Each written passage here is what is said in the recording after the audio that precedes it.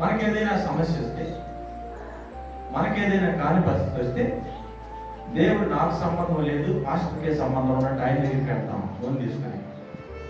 నువ్వు చేయకూడదా? నీకు సమస్య వస్తే నువ్వు ప్రార్థన చేయకూడదా? నీ ప్రార్థన దేవుడు ఆలకించడా? దేవునితో కలిసి జీవితాన్ని జయించలేవా?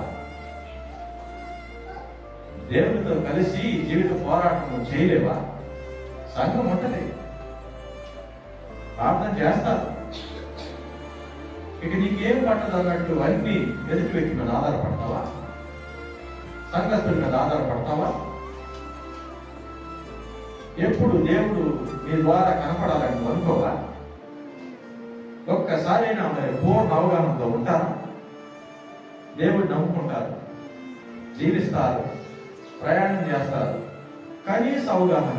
నేను చాలా మందిని చూస్తాను, కనీస మరి అవగాహన